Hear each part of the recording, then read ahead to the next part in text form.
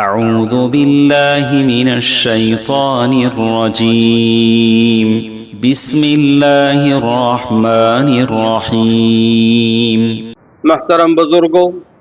اسلامی بھائیوں، مسلمان ماں اور بہنوں، اللہ عز و جل کا بے پناہ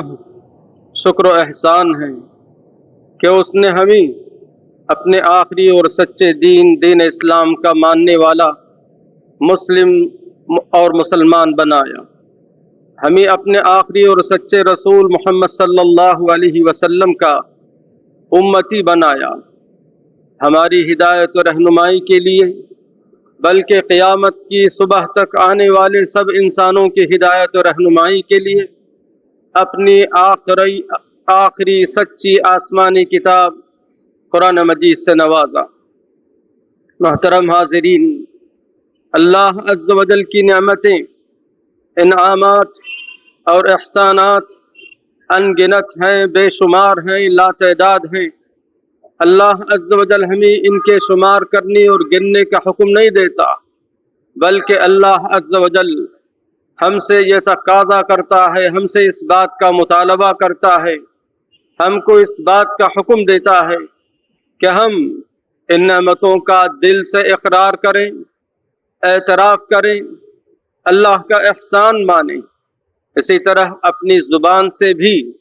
اللہ عز و جل کی ان نعمتوں کا اعتراف کریں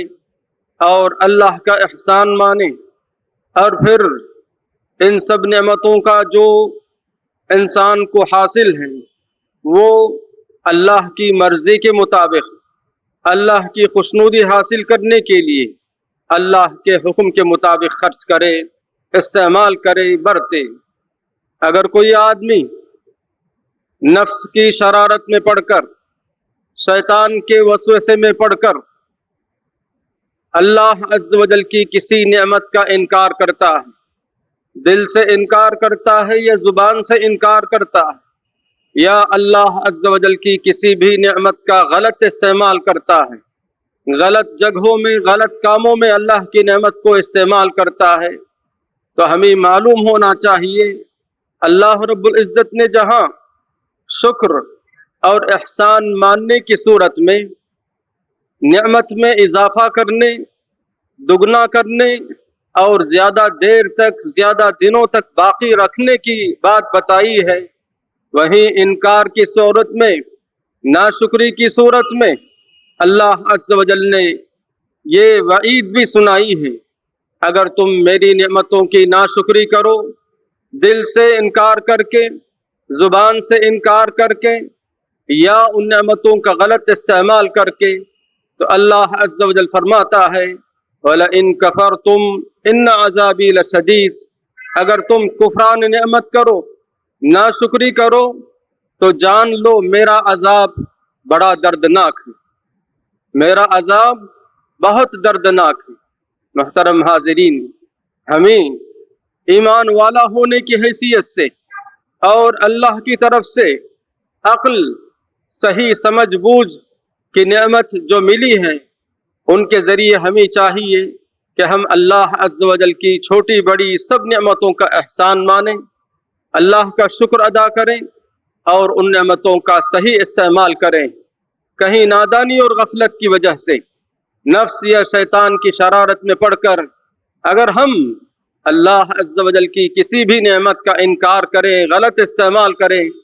تو یاد رکھیے نقصان ہمارا، نقصان انسان کا ہے، دنیا میں بھی اور آخرت میں بھی۔ لہذا ایمان کا تقاضا ہے، عقل مندی کا تقاضا ہے کہ ہم اللہ عز و جل اور اس کے رسول صلی اللہ علیہ وسلم کی باتوں کو یاد رکھیں اور ان پر عمل کریں۔ اللہ عز و جل مجھے، آپ کو، سب کو اس بات کی توفیق نصیب فرمائے۔ محترم حاضرین، میں نے آپ کے سامنے سورہ زمر کی 3 آیتیں تلاوت کی ہیں، آیت نمبر 64، 65 اور 66۔ 3 آیتیں میں نے آپ کے سامنے تلاوت کی ہیں، 64، 65 اور 67، 60 پر 4، 60 پر 5 اور 60 پر 6۔ اللہ عز و جل ان 3 آیتوں میں اپنے نبی محمد صلی اللہ علیہ وسلم کو مخاطب کر رہا ہے. فرمایا کہ قل، اے محمد صلی اللہ علیہ وسلم آپ کہہ دیجئے، سنا دیجئے، بتا دیجئے، افغیر اللہ تأمرونی اعبد ایھا الجاہلون، اے نادانوں، اے عقل کے دشمنوں، اے جاہلوں، کیا تم مجھے اس بات کا حکم دیتے ہو کہ میں اللہ کو چھوڑ کر کسی دوسری کی عبادت کروں، کسی دوسرے کی بندگی کروں؟ افغیر اللہ تأمرونی اعبد ایھا الجاہلون وَلَقَدْ أُوحِيَ إِلَيْكَ وَإِلَى الَّذِينَ مِنْ قَبْلِكَ، سچ مچ میرے پاس اور مجھ سے پہلے جتنے انبیاء اور رسول گزرے ہیں سب کے پاس وحی آ چکی ہے کہ سب کے سب صرف اور صرف اللہ کی عبادت کریں. وَلَقَدْ أُوحِيَ إِلَيْكَ وَإِلَى الَّذِينَ مِنْ قَبْلِكَ، یہ بات اللہ نے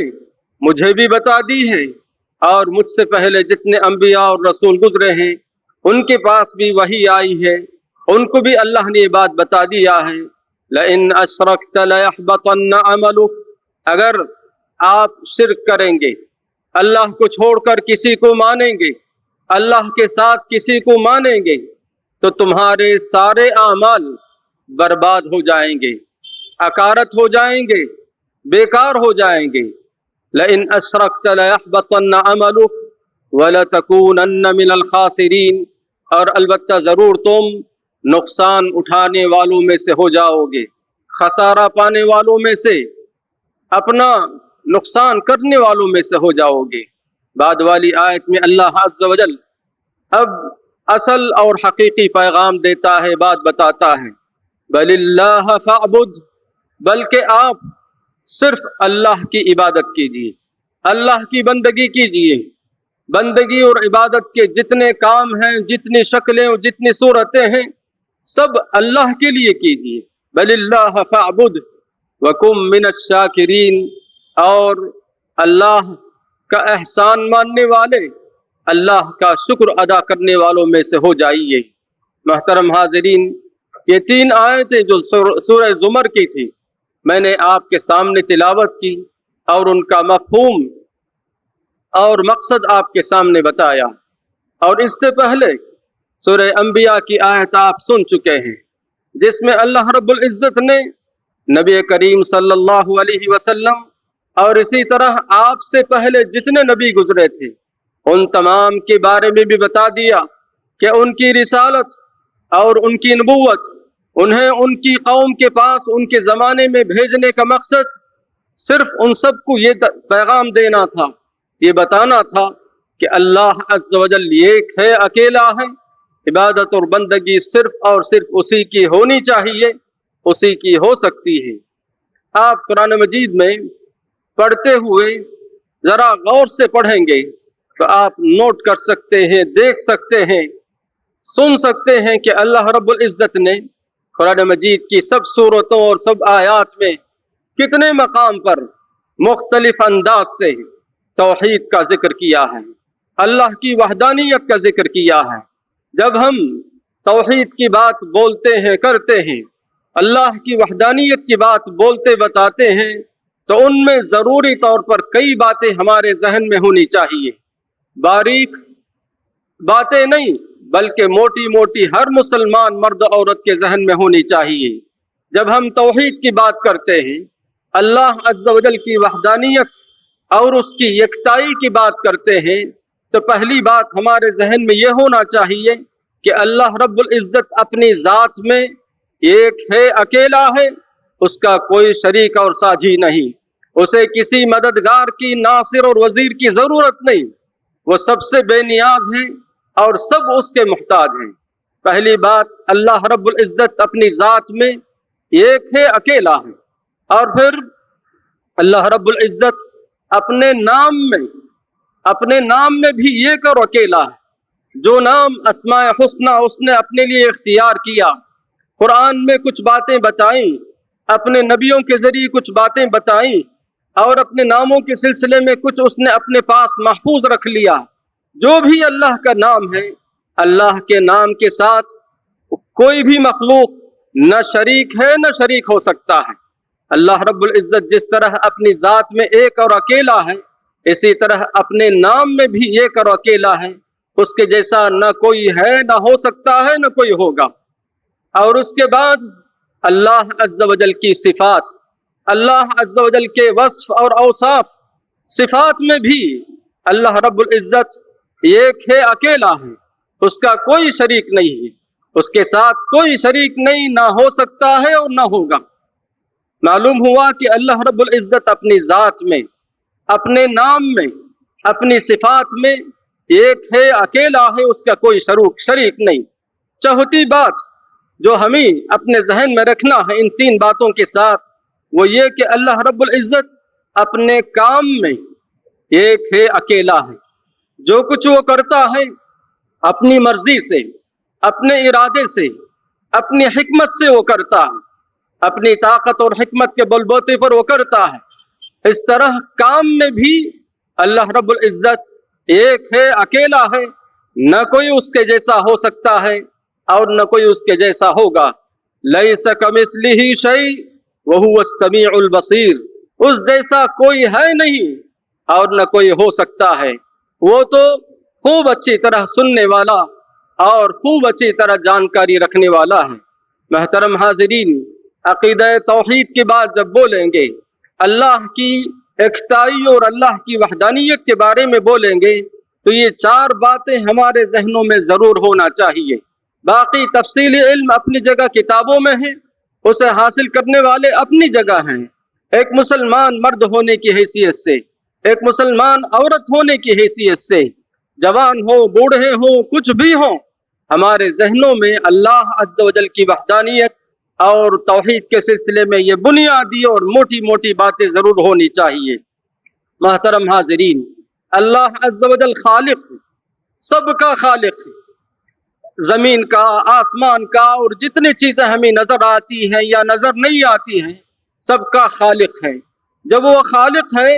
اس نے جس جس چیز کو، جن جن چیزوں کو اس نے پیدا کیا، وہ سب مخلوق ہیں، اور ساری مخلوق چاہے ہمیں نظر آئے نہ آئے، ہماری نظر میں وہ بڑی ہو، بہت بڑی ہو، چھوٹی ہو، بہت چھوٹی ہو، ساری مخلوق اللہ عز و جل کی بندگی کرتے ہیں، اللہ عز و جل کی عبادت کرتے ہیں، اپنے اپنے طور پر۔ جیسا اللہ نے ان کو بنایا، اس طرح وہ اللہ کی پاکی بیان کرتے ہیں، اللہ کی تسبیح و بیان کرتے ہیں۔ الغرض مخلوق ہونے کی حیثیت سے سب اللہ رب العزت جو خالق ہے اس کے ماتحت ہیں، اور سب کے سلسلے میں، سب مخلوقات کے سلسلے میں اللہ کی مرضی، اللہ کی مشیت اور اللہ کا ارادہ کام کرتا ہے۔ محترم حاضرین، قرآن مجید کی بہت سی آیتیں آپ پڑھتے اور سنتے ہیں جہاں اللہ رب العزت بتاتا ہے کہ سورج ہو، چاند ہو اور فلاں فلاں ہو، جو بھی ہیں وہ اللہ کے لیے سجدہ کرتے ہیں، اللہ کی عبادت کرتے ہیں، اور اللہ کی عظمت کے سامنے وہ جھک جاتے ہیں۔ وَلِلَّهِ يَسْجُدُ مَنْ فِي السَّمَاوَاتِ وَالْأَرْضِ، اللہ ہی کے لیے سجدہ ریز ہو جاتی ہیں زمین و آسمان اور اس میں موجود ساری چیزیں۔ سورہ حج کی آیت ہو یا سورہ حامیم فصلت کی آیت ہو، اللہ رب العزت صاف طور پر بتاتا ہے کہ ساری مخلوق اللہ کے سامنے سجدہ ریز ہیں، اللہ کی عبادت اور بندگی وہ کرتے ہیں اپنے اپنے طور پر۔ وَإِن مِّن شَيْءٍ إِلَّا يُسَبِّحُ بِحَمْدِهِ وَلَكِن لَّا تَفْقَهُونَ تَسْبِيحَهُمْ، ہر مخلوق اپنے اپنے طور پر اللہ کی عبادت، اللہ کی بندگی، اللہ کی فرمانبرداری اور اللہ کے حکم پر لگی ہوئی ہیں، مگر تم لوگ اے انسان، اے مخلوق، تم ان کے تسبیح کے طریقے کو، عبادت کے طور طریقے کو تم نہیں سمجھ سکتے۔ وَإِن مِّن شَيْءٍ إِلَّا يُسَبِّحُ بِحَمْدِهِ وَلَكِن لَّا تَفْقَهُونَ تَسْبِيحَهُمْ۔ سورہ حامیم فصلت کی آیت میں اللہ رب العزت نے فرمایا وَمِنْ آيَاتِهِ اللَّيْلُ وَالنَّهَارُ وَالشَّمْسُ وَالْقَمَرُ، اللہ عز و جل کی جہاں بہت سی نشانیاں ہیں، بے شمار اور انگنت علامتیں و نشانیاں ہیں، اللہ رب العزت ان میں سے چند ایک کا ذکر اس آیت کریمہ میں کرتا ہے۔ وَمِنْ آيَاتِهِ اللَّيْلُ، اللہ کی نشانیوں میں سے رات ہے، وَالنَّهَارُ، दिन, इसी तरह सूरज और चांद। वमिन आयातिहि अल-लैलु वन-नहारु वश-शम्सु वल-क़मर ला तस्जुदू लिश-शम्सि वला लिल-क़मर। अब देखिए अल्लाह रब्बुल इज्जत बताता है सूरज हो सकता है आपकी नजर में सबसे बड़ी मखलूक हो कि आप उसे अपनी आंखों से पूरी तरह देख भी नहीं सकते। जब वो निकला हो, उसकी रोशनी तेज हो, तो आप उसकी रोशनी को भी अपनी आंख नहीं मिला सकते, मगर फिर भी वो अल्लाह की मखलूक।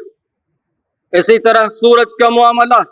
इसी तरह दिन और रात का मामला है। ये सब अल्लाह अज़्ज़ व जल की पैदा करदा उसकी कुदरत की निशानियां हैं। अल्लाह अज़्ज़ व जल फरमाता है ला तस्जुदू लिश-शम्स वला लिल-क़मर, न तुम सूरज को सजदा करो, न चांद को तुम सजदा करो, न तुम सूरज की पूजा करो, न तुम चांद की पूजा करो। सूरज और चांद वो खुद मखलूक हैं, जैसे हम मखलूक हैं, हमको अल्लाह ने पैदा किया, इसी तरह अल्लाह रब्बुल इज्जत ने सूरज और चांद को भी पैदा किया। अल्लाह अज़्ज़ व जल बताता ला तस्जुदू लिश-शम्सि वला लिल-क़मर, न सूरज की पूजा करो, न चांद की पूजा करो। ठीक है, पूजा करना, इबादत करना, इताअत करना, फरमाबरदारी आखिर करे तो किसकी करें? अल्लाह अज़्ज़ व जल आयत के अगले हिस्से में फरमाता है वस्जुदू लिल्लाहि अल्लज़ी खलक़हुन्ना इन कुंतुम ताबुदून इन कुंतुम इय्याहु ताबुदून। अगर तुमको इबादत करना ही है, इबादत का हक कोई रखता है, बंदगी करना है, बंदगी का कोई हक रखता है, वो ये मखलूक नहीं बल्कि इसको जिसने पैदा किया, सूरज और चांद को, दिन और रात को जिसने पैदा किया, तुम उसकी इबादत करो। ला तस्जुदू लिश-शम्सि वला लिल-क़मर वस्जुदू लिल्लाहि अल्लज़ी खलक़हुन्ना इन कुंतुम इय्याहु ताबुदून। आप सही माने में इबादत करना चाहते हैं, बंदगी करना चाहते हैं, अपनी इताअत और फरमाबरदारी जताना चाहते हैं, तो आप जैसी मखलूक जो चीजें हैं वो नहीं, बल्कि उन सब का खालिक आपकी इबादत का मुस्तहिक है, आपकी बंदगी का, आपकी इताअत का, आपकी फरमाबरदारी का मुस्तहिक वो जात है जिसने सूरज को पैदा किया, चांद को पैदा किया, सारी चीजों को जिसने पैदा किया। मोहतरम हाज़रीन, नबी करीम सल्लल्लाहु अलैहि वसल्लम ने मुआज़ इब्न जबल रज़ियल्लाहु अन्हु को, इसी तरह इसके अलावा दूसरे कई सहाबा को मुख्तलिफ मौक़ों पर मुखातब किया, कहा ला तुशरिक बिल्लाह, देखो तुम अल्लाह के साथ किसी को शरीक न बनाओ, अल्लाह के साथ किसी को शरीक न बनाओ। यहाँ फिर मैं अपनी बात दोहराना चाहता हूँ, जब हम तौहीद बोलेंगे तो उसमें चार मोटी मोटी बड़ी बड़ी अहम बातें हमारे जहन में होना है। इसी तरह जब हम शिर्क बोलेंगे तो आपको ये भी जहन में होना है, हर मुसलमान मर्द, इसी तरह हर मुसलमान औरत के जहन में ये बात होनी चाहिए कि शिर्क का मतलब ये नहीं कि शिर्क का तफसीली मतलब ये है कि आप अल्लाह की ज़ात के साथ किसी को शरीक करें, अल्लाह के नाम के साथ किसी को शरीक करें, अल्लाह के काम के साथ किसी को शरीक करें, अल्लाह की सिफात के साथ किसी को शरीक करें। तौहीद में जिन बातों को याद रखना था, उनमें अगर आप किसी को भी शरीक करते हैं तो आप मुशरिक कहलाएंगे, शिर्क का फेल आपसे सादिर हो रहा है, आप शिर्क करने वाले शुमार होंगे। नबी करीम सल्लल्लाहु अलैहि वसल्लम सहाबा में से कई एक को समझिए, मुख्तलिफ रिवायतों में मुआज़ बिन जबल रज़ियल्लाहु अन्हु का नाम आता है, और सही सनद से कई मुहद्दिसीन के पास ये हदीस आई है जिसमें नबी सल्लल्लाहु अलैहि वसल्लम कहते हैं ला तुशरिक बिल्लाह, ऐ मुआज़ देखो अल्लाह के साथ शरीक न करो। अब शिर्क करने का वो पूरा मफहूम आपके जहन में होना चाहिए, न हम अल्लाह की ज़ात में किसी को शरीक करेंगे, न हम अल्लाह के नामों में किसी को शरीक करेंगे, न हम अल्लाह की सिफात में किसी को शरीक करेंगे, न हम अल्लाह के कामों में किसी को शरीक करेंगे, क्योंकि नबी सल्लल्लाहु अलैहि वसल्लम ने साफ तौर पर बता दिया कि ला तुशरिक बिल्लाह। और उसके बाद जो अल्फाज, जो बातें नबी करीम सल्लल्लाहु अलैहि वसल्लम अपनी जुबान मुबारक से बोलते बताते हैं, जरा हमें गौर से सुनना है और याद रखना है, अपना ईमान मुकम्मल और मजबूत रखना है। फरमाते हैं ला तुशरिक बिल्लाह व इन कुतिलता औ हुर्रिकता, और पढ़ने वालों ने यहाँ ये पढ़ा है व इन कुतिलता औ हुर्रिकता, चाहे तुम्हें कत्ल कर दिया जाए, चाहे तुम्हारे जिस्म के टुकड़े टुकड़े कर दिए जाए, तो भी तुम शिर्क नहीं करेंगे, तो भी तुम शिर्क नहीं करेंगे, या तुम्हें जला दिया जाए तो भी तुम शिर्क नहीं करेंगे। دیکھیے دین اسلام اللہ کا آخری اور سچا دین جس کے ہم ماننے والے ہیں، اللہ کے اس آخری اور سچے دین کے ماننے والے ہیں، اس لیے ہم مسلم کہلاتے ہیں، ورنہ یہ دین صرف ہمارے لیے نہیں آیا، مسلمانوں کے لیے نہیں، بلکہ اللہ رب العزت نے یہ دین سارے انسانوں کے لیے بھیجا، سارے انسانوں کے لیے، اور اسلام کوئی نیا دین نہیں ہے۔ یہ بات افسوس کے ساتھ کہنا پڑتا ہے کہ خود ہم اپنے مسلمانوں کو اس بات کو سمجھنے کی ضرورت ہے کہ دین اسلام صرف ہمارے لیے نہیں آیا ہے، نہیں، ہرگز نہیں، یہ اللہ کا دین رہا ہے، اللہ کے پاس معتبر، اللہ کے پاس معیار یہی دین رہا ہے جب سے دنیا قائم ہوئی ہے۔ اس سے پہلے کے خطبے میں آپ نے بہت سی آیتیں سنی، جس میں ایک آیت ان الدین عند اللہ الاسلام، اور اسی سورت کی آگے کی آیت وَمَن يَبْتَغِ غَيْرَ الْإِسْلَامِ دِينًا فَلَن يُقْبَلَ مِنْهُ وَهُوَ فِي الْآخِرَةِ مِنَ الْخَاسِرِينَ۔ ان دو آیتوں کو بھی آپ نے سنا، اس کی تشریح بھی میں نے آپ کے سامنے کی۔ یہ دین سب کے لیے ہے، ہم اس دین اللہ کے اس آخری اور سچے دین کو مانتے ہیں، اس لیے مسلم ہیں، ماننے والے ہیں، ورنہ یہ دین سب کے لیے ہے۔ جس نے مانا وہ مسلم ہوا، جس نے انکار کیا وہ کافر ہوا۔ جب تک وہ اللہ کے دین کا انکار کرتا رہے گا وہ کافر کی جماعت میں شمار ہوگا۔ جب وہ کفر چھوڑ کر، اللہ کا انکار چھوڑ کر، یا اللہ کے ساتھ شرک کرنا چھوڑ کر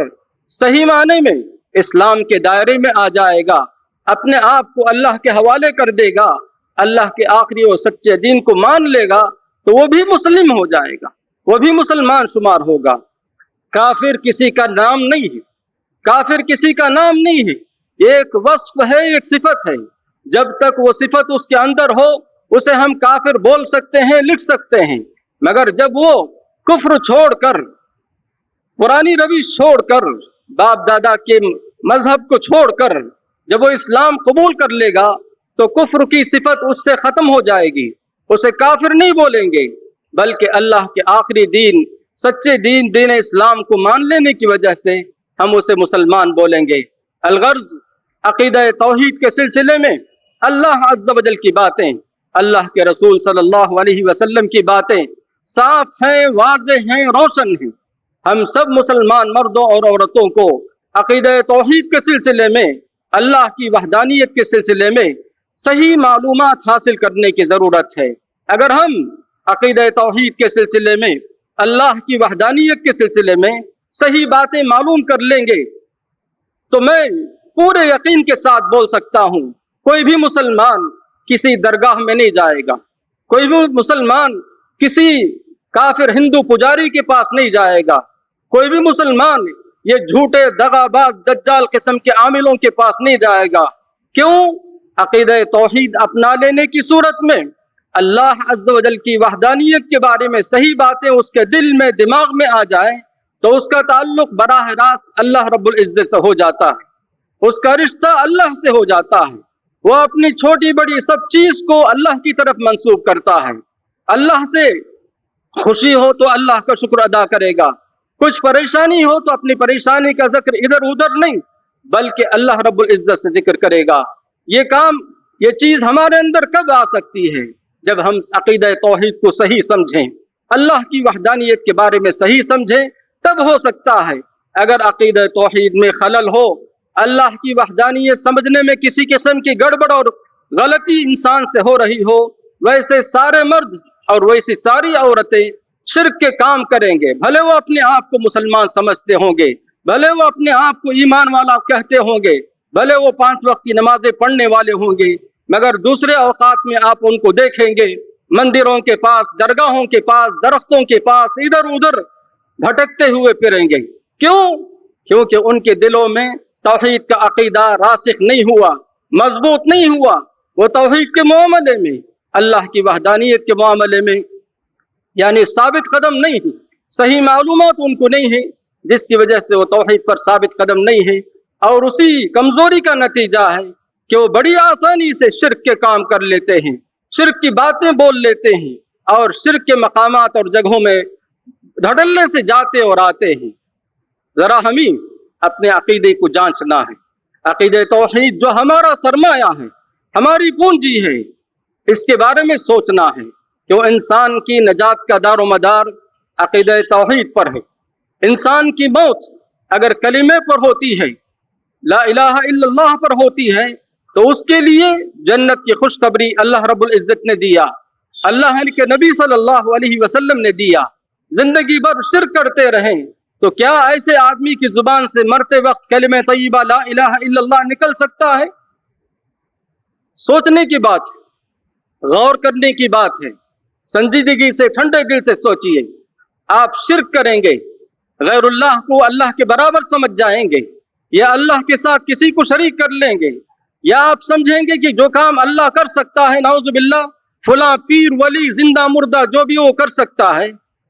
یہ کون سا عقیدہ ہے؟ یہ کون سی توحید ہے؟ یہ کون سی وحدانیت ہے؟ ذرا سوچیے، اپنی اصلاح کیجیے۔ دیکھیے ہماری کمزوری کا فائدہ اٹھا کر حکومتیں آتی اور جاتی ہیں، مگر دیکھیے ہم پر قومی گیت کے نام پر تھوپنے کی جو کوشش ہو رہی ہے، وندے ماترم جس کے سلسلے میں پچھلے جمعے بتایا تھا، اس کے سلسلے میں بات تھوپنے کی کوشش ہو رہی ہے۔ اس میں کیا ہے؟ اس گیت میں وہ تو زبان سنسکرت میں ہے، مگر اس کا معنی مفہوم جو کچھ اردو میں یا دوسری زبانوں میں بتایا گیا، وہ یا زمین کی پوجا کرنا ہے، زمین کو خدا سمجھنا ہے۔ ایک مسلمان کر سکتا ہے؟ ہرگز نہیں کر سکتا۔ ان کا کوئی خدا نہیں، اس لیے وہ زمین کو خدا سمجھیں، مگر ہمارا خدا رب ذوالجلال اللہ الاحد الواحد ہے، ہم اس کے ماننے والے ہیں، اور اس خالق کے علاوہ، اس رب کے علاوہ ہم کسی بھی مخلوق کو ماننے والے نہیں ہیں اور نہ مان سکتے ہیں۔